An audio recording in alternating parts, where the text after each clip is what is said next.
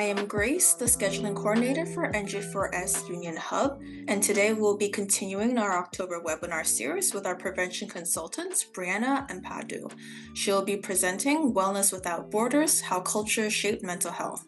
So some information about Briana. Briana Ampadu is a prevention consultant at Prevention Links, where she serves as the NJ4S Union Hub. She holds a Bachelor of Science in Public Health and Master of Public Health, both with concentrations in community health education. And she's passionate about educating the community on various topics. She has a particular interest in sex education and is dedicated to advancing the cause of promoting safe and healthy lifestyles. In her free time, she enjoys cooking, photography, and actively participating in community activities. So without further ado, I will now hand it off to her. With that, the topic is Wellness Without Borders, How Culture Shapes Mental Health. So a little food for thought for our viewers. What comes to mind when you think of mental health and culture, right?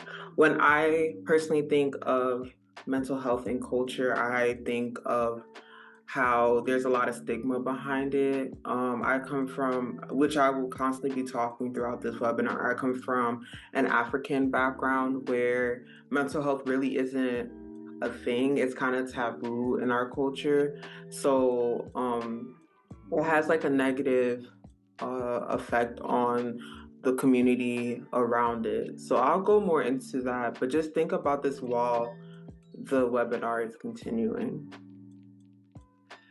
So now we're going to dive into understanding mental health through a global lens.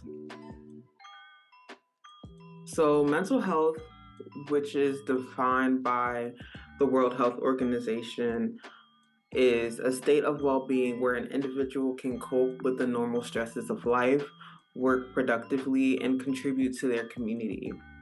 Where cultural interpretations are defined as the various ways in which different individuals and groups informed by their backgrounds and experience understand and perceive cultural phenomena and symbols, traditions, and values. And the reason why these two definitions are on this webinar is because mental health and culture play hand in hand, especially from like what I've grown up with. Sometimes culture does affect mental health, and we're going to dive into that a little bit to understand why. So some things that influence culture are family structures, community values, traditions, spirituality, and religion. And when we talk about this, every culture defines well-being or their idea of mental health differently. So in some ways it can be an emotional balance. So, you know, when we talk about like the family structures, that can be an emotional balance. And then in others, the spiritual peace or social harmony, depending on what that culture involves. So with that, Western society is, when it comes to mental health, focuses more on the individual. So we see therapy, self-care, personal growth, things like that. When it comes to non-Western society, it's more of a collective wellness. So the family, the faith, community balance. I know my family is from Ghana. So mainly in Ghana or Nigeria, the emotional struggles may be viewed through the spiritual or physical lens rather than the psychological one, which I will dive into a little bit more. But when it comes to the collective wellness, therapy isn't really a thing in some African cultures, and self-care is also not that big in these cultures as well. So with that as well, we're gonna get into how people cope around the world and the different traditions or ways most people cope. So I just want to emphasize the quote on the top, or the statement on the top, which says culture influences how we respond to stress and what coping tools we use. So when it comes to traditional coping, storytelling as healing can be found or seen in African and Native cultures. I know growing up, a lot of healing does happen through storytelling, so it would be perceived as like just kind of telling the family's history, things like that, how people can change throughout generations and what to do and what not to do. Meditation and mindfulness can be seen in Buddhist trended traditions, and then also prayer, fasting, or rituals as a form of cleansing or renewal. Modern adaptations are traditional practices like yoga or herbal remedies are now tools that everyone uses. And then community talking circles and peer support groups to integrate cultural connections with modern therapy. Especially here at NJ4S, we tend to have group sessions with our students that have different cultural backgrounds, different cultural connections. So having people in these groups, they can see who relates to them. They'll learn different cultures, things like that. Some coping traditions that my family slash community have continued throughout the years is definitely praying. Praying is definitely one of the biggest things within my Ghanaian culture and even my culture here in America. And just showing up for one another during any time of need. It could be anything. It could be like a wisdom tooth removal or just a surgery, things like that. Most of the family and community shows up with food, drinks to make sure that person is okay and keeping them in warm spirits. So with that, we're gonna go into the role of stigma. So many cultures attach shame or make certain individuals feel bad when it comes to mental illnesses. So seeking help can be seen as a weakness or something that is not good at all.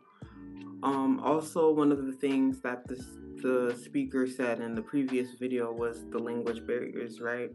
The lack of repre- the lack of representing each other and mistrust in the system can deepen these issues. So, some barriers can include limited access to cultural competent professionals, mistrust due to historical trauma or discrimination, lack of affordable or language accessible services. And among immigrants, cultural pride and fear of judgment often leads to silence. This is how they were raised. These are what their parents, their grandparents, their great great grandparents have taught them, that you kind of have to bottle up these emotions, work through it yourself. And if you're asking anyone else to help you with it, then it's like, oh, you're weak, you don't know what you're doing, this and that. So when it comes to the fact of having cultural competent professionals, imagine a scenario: a young immigrant struggling with anxiety, but is unable to find a therapist who understands their background. They might feel isolated or even feel invalidated, right? When their cultural values aren't acknowledged. So I know I have experienced a therapist that really didn't understand my background. Even though I do come from a Ghanaian background, not everything that all Ghanaians experience, every single Ghanaian experiences, right? So there were certain things that this therapist was saying that I personally have never experienced, but she may have had clients that were also from the same background, but that wasn't my story. And she was kind of trying to implement that into like my session, and I wasn't feeling that comfortable because I felt like I wasn't being heard in the sense. So it's very important to understand your professionals versus and your clientele, right? Everyone has a different background. Even though people may come from the same place, that doesn't mean they have experienced the same struggles. So when it comes to breaking the stigma as well, educating yourself and others, encourage open conversations, avoid judgment of languages, and support those seeking help. It's always so big to support those who are seeking help because it takes a step. It takes a step, and everyone needs that little push if they're not able to do it. So making sure that whoever's taking that step is good, and that all that they do is great for themselves. And also just keep in mind that mental illness is not a weakness, it's a health issue. So culturally responsive approaches, right? So cultural responsiveness means honoring differences instead of treating everyone the same. So going back to my story about the therapist that wasn't really understanding me, this would be a great approach when it comes to understanding people when it comes to mental health. So just making sure that you understand that this individual is different and you're not treating them the same because you know of this community.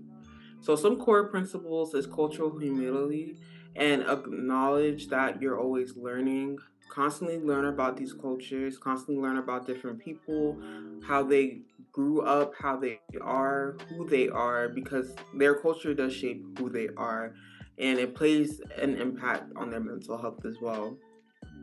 Representation, so ensure diverse voices and images in wellness materials, making sure that everyone is seen throughout all aspects. So if it's this video or like a brochure, making sure that everyone's voices are being heard so people can relate to all of them.